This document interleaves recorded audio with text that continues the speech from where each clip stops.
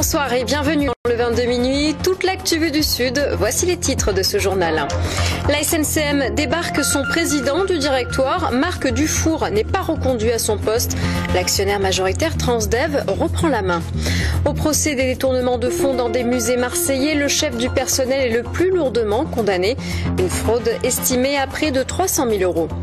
L'inquiétude des associations face à la baisse annoncée des subventions dans le Gard. Le Conseil général contraint de revoir son budget à la baisse. Et puis des files d'attente et des séances photos à Marseille. Avec les ponts de mai, la ville fait le plein de touristes. Ils nous disent pourquoi ils viennent.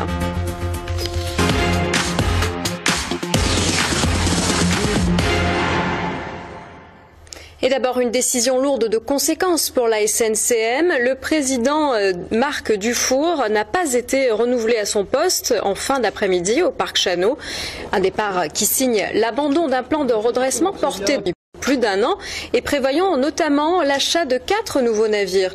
Dans un contexte où l'actionnaire majoritaire Transdev souhaite se désengager de la compagnie maritime, l'avenir de la SNCM pourrait se jouer devant le tribunal de commerce. Je suis inquiet parce qu'à partir du moment où le plan que nous avons mis en œuvre était l'objet de la dissension des actionnaires, je suis inquiet de la ligne de conduite qui sera fixée à mon successeur. Donc je suis inquiet pour la SNCM, je suis inquiet pour ses salariés. J'espère que tout se passera bien. Si on ne veut plus développer la SNCM et qu'on veut en finir avec cette entreprise pour remplir les caisses de Corsica Ferry du modèle low cost et également en finir avec les investissements industriels et démanteler en cascade le port de Marseille et l'activité maritime et de la filière. Eh bien, il faut que le gouvernement le dise et arrête de passer devant vos plateaux télé, parler de réindustrialisation du pays, de priorité nationale avec l'emploi. Voilà, si c'est ça, il faut assumer ses choix politiques. Mais c'est des choix politiques aujourd'hui dans ce dossier. On se pose la question que Cahuzac c'était l'exception ou c'était la règle dans ce gouvernement. Voilà. Si on a un gouvernement qui ment par écrit à l'ensemble des salariés de la SNCM et que c'est régulièrement la chose dans le pays. Dans la fraude à la billetterie de plusieurs musées marseillais, des condamnations à des peines de prison avec sursis et des peines d'amende sont tombées ce matin pour 4 anciens employés. Leur procès aura duré 2 jours devant le tribunal correctionnel pour des détournements de fonds publics estimés à près de 350 000 euros par la ville.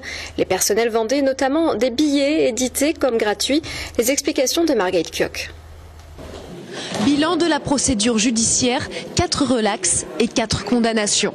Le responsable du personnel présenté comme l'organisateur du trafic, William Santos, écope de 30 mois de prison, dont 24 avec sursis, une peine qu'il a déjà purgée en préventive.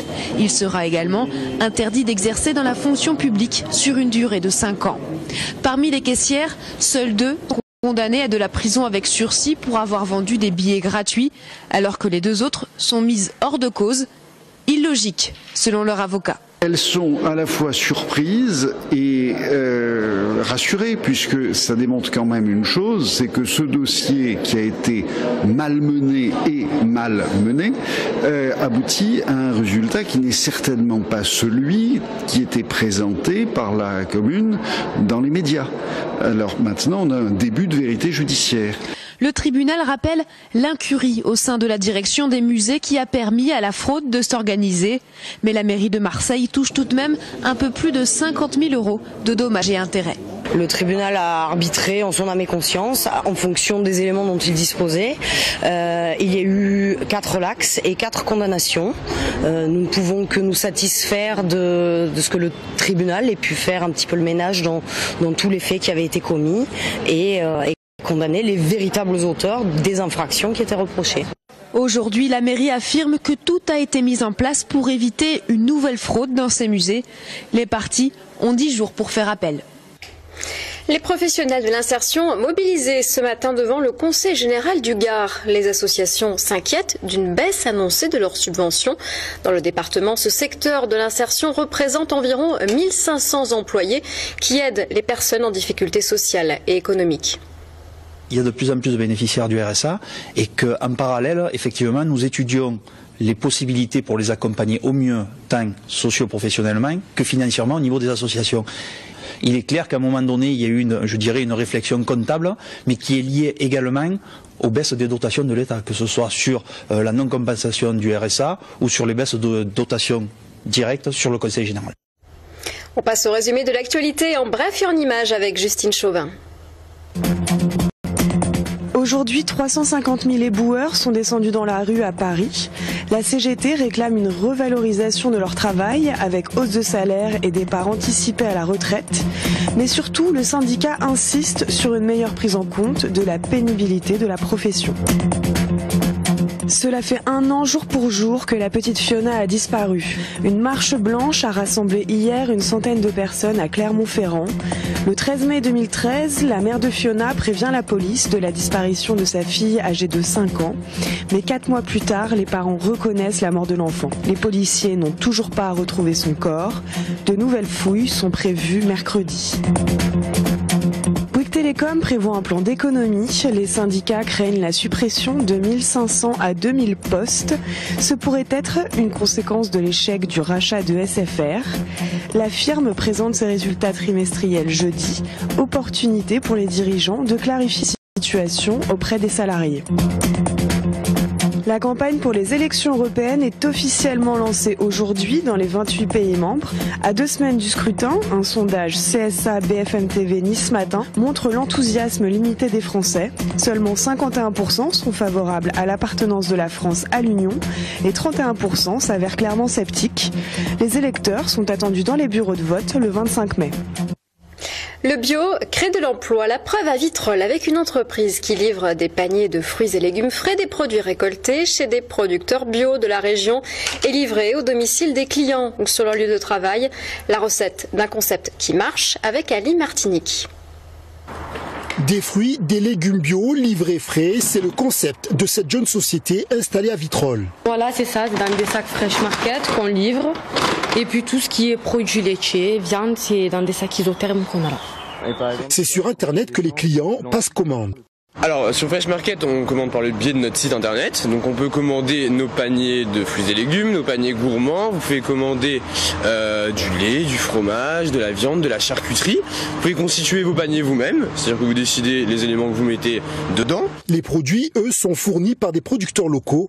Nous sommes à Salon de Provence. C'est une variété qui a été sélectionnée en Provence. Jonathan, il vient voir exactement les aubergines qu'on lui proposera. Alors, c'est pas certain qu'on lui vende exactement celle-là, quoi. Mais c'est cette culture, quoi. Le jeune chef d'entreprise est très exigeant quant au choix des produits. Je propose des bons produits, le meilleur de ce que je peux trouver. Avec Georges, ça marche toujours très très bien. Et en plus, voilà, à chaque fois il m'explique un peu comment est-ce que ça fonctionne avec les coccinelles, etc. Toutes les techniques de culture. Jonathan part ensuite livrer une cliente dans le 15e arrondissement de Marseille. Elle aussi a passé sa commande sur Internet. Elle a souhaité recevoir son colis directement sur son lieu de travail. En fait, je fais appel à Fresh Market pour me faire livrer des paniers bio et pour avoir des produits locaux et pour aussi la facilité, en fait, pas avoir à se déplacer, faire ses courses. Fresh Market est une entreprise créée il y a à peine 7 mois. Elle espère développer son activité sur l'ensemble de la région. Un chiffre, 13 000, c'est le nombre de visiteurs pour le pont du 8 mai à Marseille. Des touristes que la réputation violente de la ville ne rebute pas. Ce week-end de 4 jours confirme un bon début de saison pour les professionnels du tourisme. Romain Péric nous donne les détails. Séance photo souvenir avec le Vieux-Port en arrière-plan, de longues files d'attente pour visiter les calanques en bateau. À voir ce monde se balader ce week-end en centre-ville. Les règlements de compte de ces dernières semaines n'ont pas effrayé les touristes. Pas non plus, faut pas s'arrêter à ça. Faut venir en vacancier et puis voilà.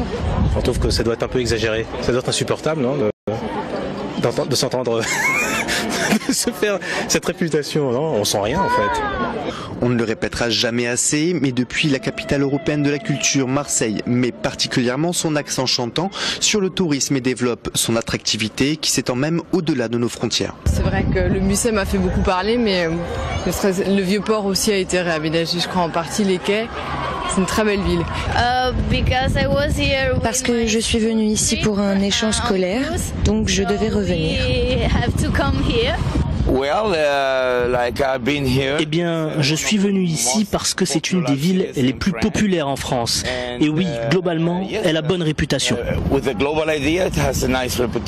La cité phocéenne et la Provence sont donc devenues une destination de choix. Et la série des ponts du mois de mai confirme bien cette tendance. Ça fait 3 week-ends de début de saison où nous enregistrons plus de 55% de touristes étrangers, alors surtout avec des Allemands, des gens du nord de l'Europe, mais aussi des Américains et des Asiatiques, des Anglo-Saxons. Marseille surfe donc encore sur la vague 2013 et compte développer son offre touristique et espère surtout ne pas s'échouer.